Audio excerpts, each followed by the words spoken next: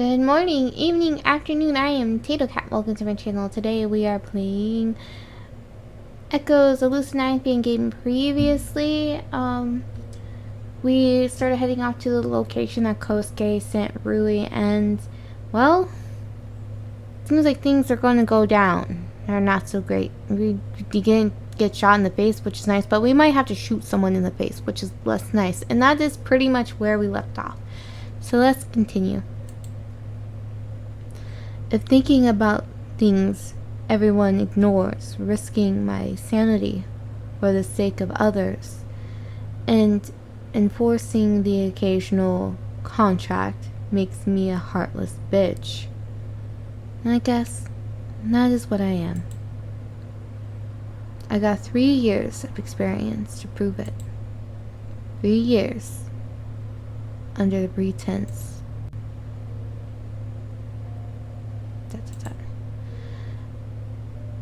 of bringing one man back. I step out of the elevator into the 7th floor hallway, practically deserted with the exception of a few patrolling guards. I expect to encounter some form of hesitation, maybe a chill run up my spine or pins and needles settling into my hands, but I just feel dead. My skin feels like it's frozen over, yet my arms and legs are taking off without me, propelling me forward with the same consistency as if it were any other day, under any other circumstances. I know why I'm here. I don't want to admit that I know, but I know. And while I have accepted that a multitude of outcomes might take place, I'm not willing to tell anyone about how woefully unprepared I really am. To do so would be to expose a fatal weakness of mine. A weakness with a face, a name, and a future that could never be. Too late was never something we were forced to believe in. It was the very concept we built our entire lives around ignoring. I keep that phrase in mind as I turn the corner in front of me.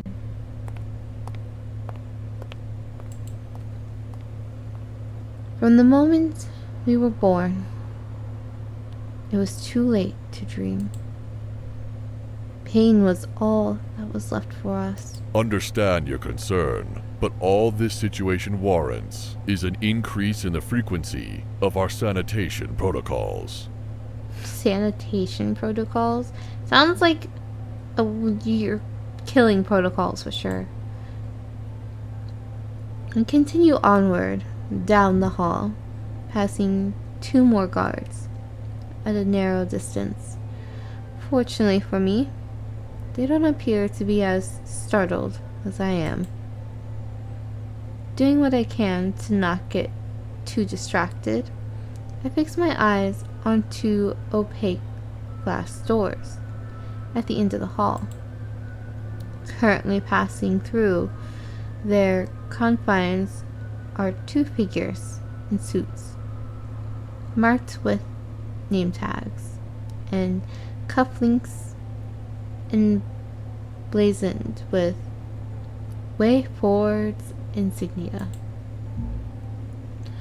Must be members of the board, though judging from their faces, that might not be the case for much longer. Behind them, however, I catch sight of an all too familiar mop of silver hair. According to the data epidemiology uncovered, the pathogen is not airborne, but that does not preclude the necessity for more extensive chemical treatment of our facilities. At least I got the right place. Better yet, I got here before the crazy old bastard blamed me for not taking his request seriously. All the things considered, he doesn't seem too disheveled, but the board members he's talking to look even more worn down than I do. Concerned expressions, bloodshot eyes, neckties half undone, virtually everything about them constitutes a bad omen. We can't be too careful, however. Though this particular strain only seems to cause minor inflammation in pregnant women and the immunocompromised, we'll need to act quickly before anyone gets the chance to develop symptoms.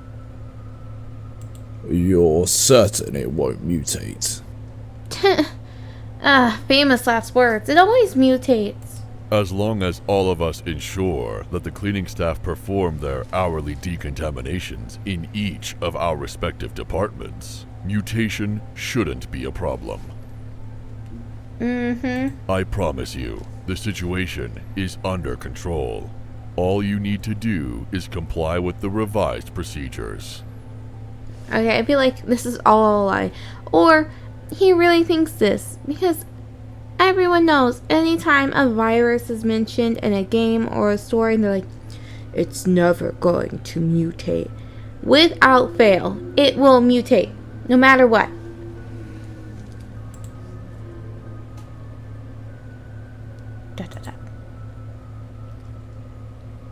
Mutation shouldn't be an issue. This situation is under control. The last time I heard statements like those, they aged very, very poorly. Even Rui knows this. Still, regardless of how serious this infectious agent is, District 2 is probably the safest place in the world to be during an epidemic.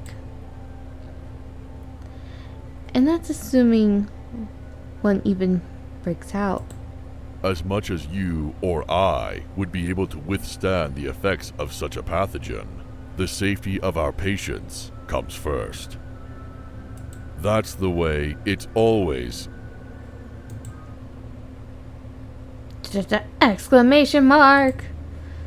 Kosuke shifts his gaze towards me, cutting himself off mid-sentence. Not a surprising development, considering I've been standing in plain sight for the past 10 seconds. I'm sorry, gentlemen. I hope you'll pardon the interruption, but I agreed to meet with someone else tonight. The two board members nod and begin to disperse into the hall. As I pass them, I catch one loosening their tie and the other staring at me over their shoulder. I stare back.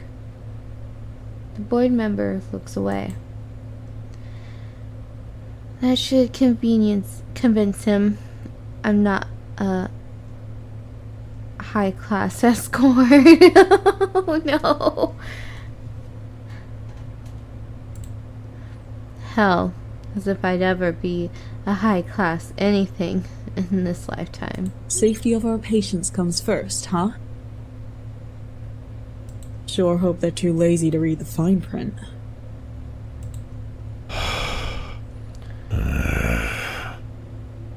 Kosuke breathes a deep sigh as I approach. Thank you for agreeing to meet with me on such short notice, Hayata. Didn't I really have a choice though? Behold, I come quickly. Is that from the Bible? Revelation, chapter 22, verse 12. Seems like your kind of book. What can I say? I like the classics. Still, it's not like I can just call in lazy when my boss wants to see me. Especially when a so-called emergency rears its head. Well, you could technically do it. It just seems like an extraordinarily bad idea to me. Yes, and I guess I could technically run out into traffic, but like, yeah, it is a bad idea. Nobody wins in that situation. To you, my boss. Hayata. Kosuke aims a piercing gaze at my direction. This is important. Yeah, it sounds important. It sounds like there's some sort of super virus happening. If it wasn't, I wouldn't have requested your assistance.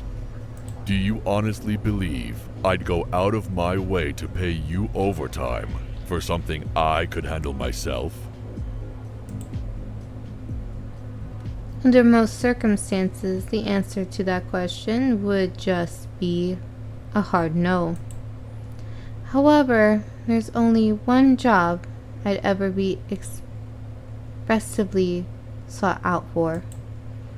That job, to say the least, just so happens to be the most disturbing one I've ever taken on. ... Well, I'm already here. Might as well bite the bullet and keep going. So, what's this about? ...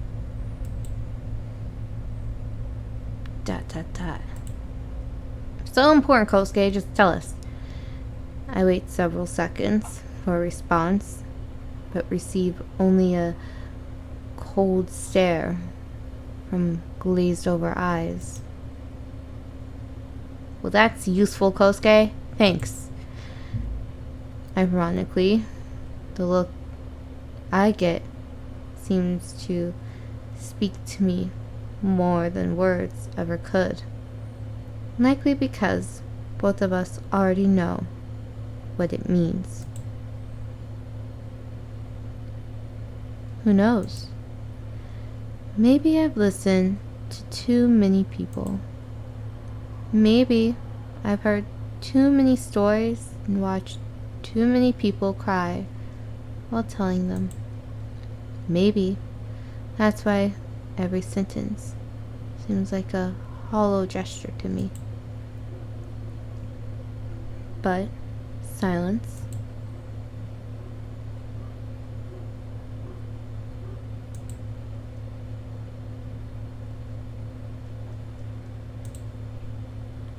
Silence is something different. That was a cool little thing there. It's like a weight bearing down on my mind, but not something that simply inflicts pain. Rather, it chooses to be of no consequence until it wreaks its debilitation, using terrifying memories as weapons. And once the hand of silence strikes, it remains clean. ...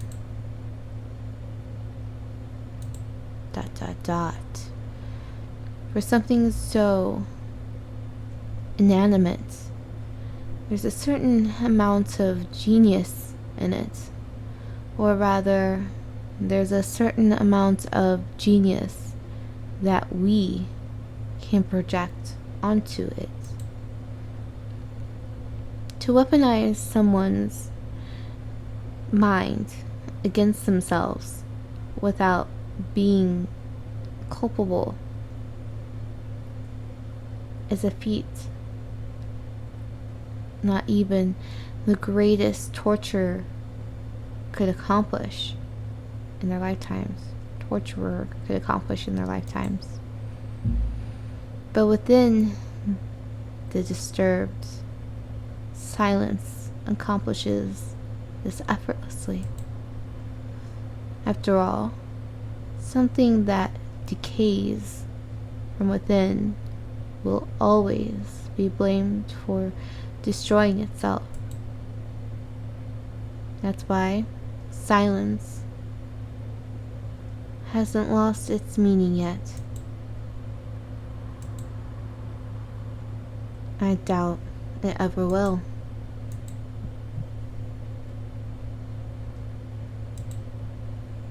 Kosuke motions for me to follow him. I don't know if it's a result of being surrounded by soundproof walls or just my own apprehension, but I soon find myself gripped by an unearthly sensation. Something not entirely human. While all my senses are fully functional, calibrated to see clearly in dim light and detect all but the quietest whispers, my own thoughts in the presence alone. My own thoughts in the presence alone come from with sufficient strength to overpower any noise or light my surroundings by conjure.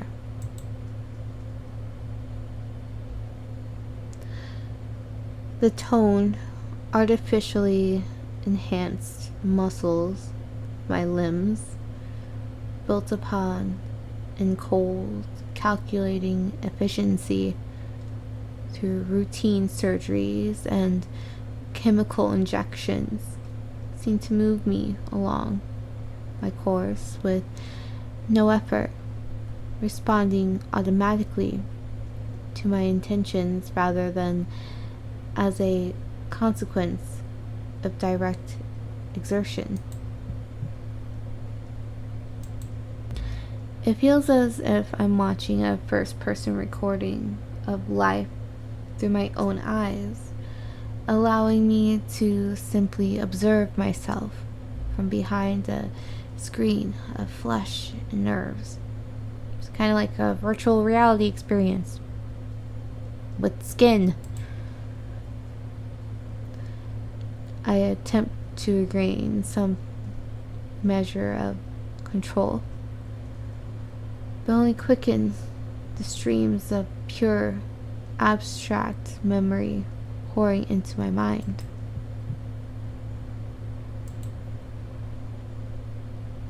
These streams of memory soon grow viscous and congeal, transforming into a mixture of distaste, guilt, and horror, all built up through countless regrets, mistakes, and worst-case scenarios conceived by overactive brain tissue.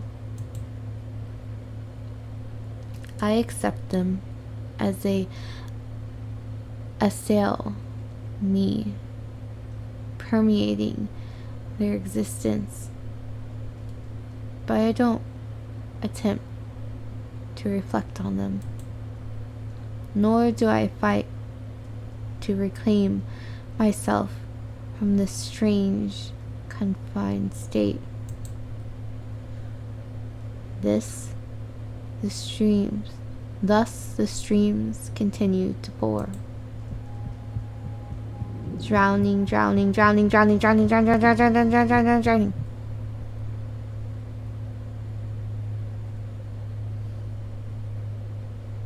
A vision comes to me.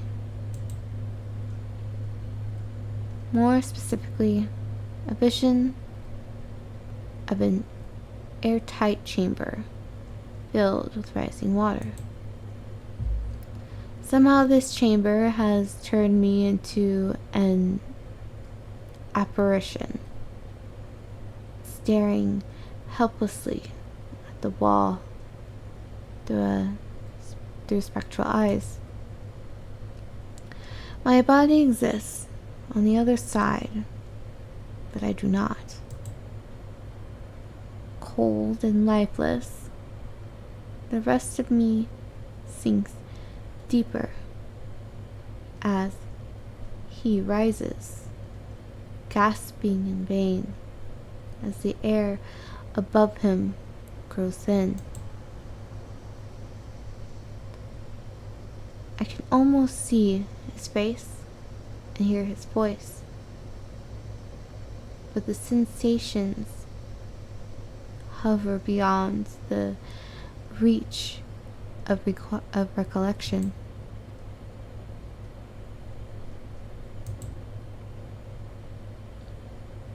Like a ghost of nothing. Like a derailed train. Like a bloody hand scratching at the wall.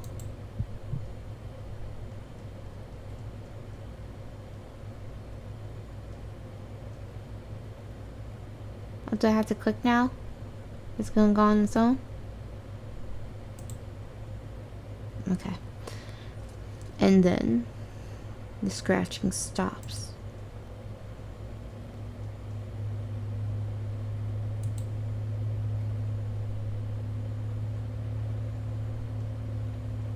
In a different world, both of us could already be dead. We certainly came close to dying in this one. But it's not like being alive is always better, especially when survival requires you to lose what you care about the most. Oh, this image again. Does it do something? Nope. In a different world, well, I could already read that part. What can I do if I'm just doomed to fuck up and lose everything someday? What if I'm already losing everything? Should I simply refuse to believe that it's gone? Denial wins! It's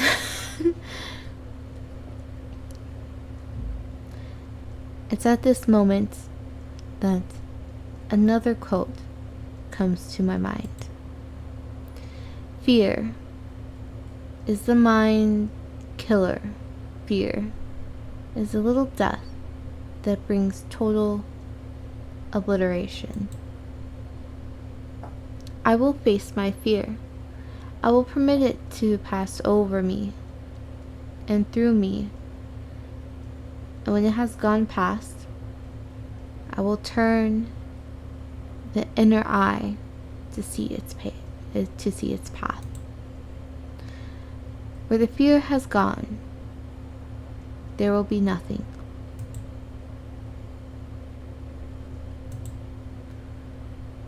Only I will remain.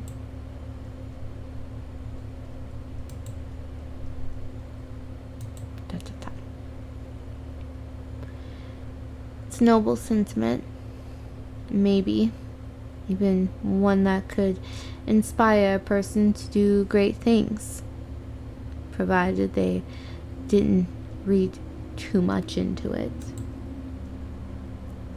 But where would I be today if I refused to be afraid? What would I be? I did say who or what. Yeah, okay, cool. What would I be? In the worst of times, very few people have ever had the luxury of being able to rely on bravery alone. Most of us rely on a fusion of bravery, pain, willpower, and time. In the end, that's the best way to keep a weapon in our hands. Fear, however, keeps that weapon pointed at someone else. Anyone who takes the violent way out is suddenly a coward, though. Well, no offense to anyone who believes that, but they just did something that you couldn't. Oh, our specs are up. Cool. I really like this. It's just really cool looking. I don't know if any of these things are ever going to change. I know like we have the little menu to show status and stuff like that, but I just like the look of this.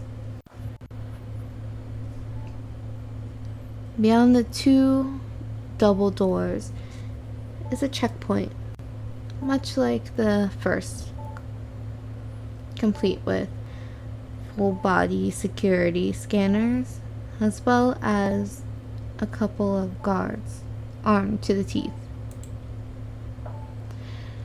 This one, however, features some sort of counter walled off by bulletproof glass, the kind of thing you see at a bank or anywhere else that was at an elevated risk of armed robbery. The security cameras, as well, are larger than expected.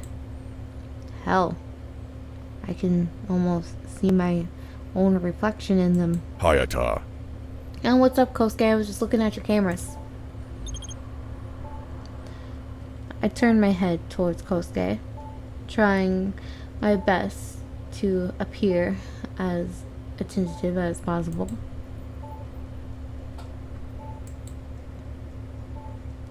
Let me guess. More standard procedures. You'll need to turn your phone in before entering the boardroom. Oh no, not my paperweight. Since it was designed to be as secure as possible, all electronic devices need to be relinquished to the gentleman here before anyone can enter. Is Rui technically an electronic device? Kosuke motions to the guard standing behind the counter. Had to hand over mine as well. Rules are rules, no matter what fancy title anyone gives you. Maybe you should tell that to the mayor.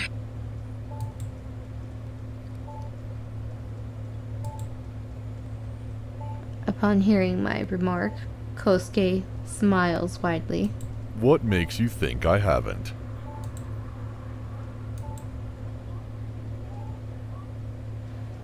I pull out my phone and slide it under the glass before I can give his reply any thought. I can already tell that questioning this whole situation is bound to end poorly for me. Hope they're planning on giving it back. Come now, Hayata. Where's your faith in our security staff? Good question. It probably doesn't exist to begin with. Hope they're... Come now, Hayata. Where's... Optimistically, probably in the same pile as the kidney stones and aborted fetuses. Chairman. Ma'am. The guard on the other side of the checkpoint motions towards the scanner. Which one of you would like to go first? Ooh, I wonder who's gonna go first, and if there's gonna be like a thingy that happens, like an alarm goes off because she's part robot or something. I don't know, I guess we're gonna have to see in the next episode.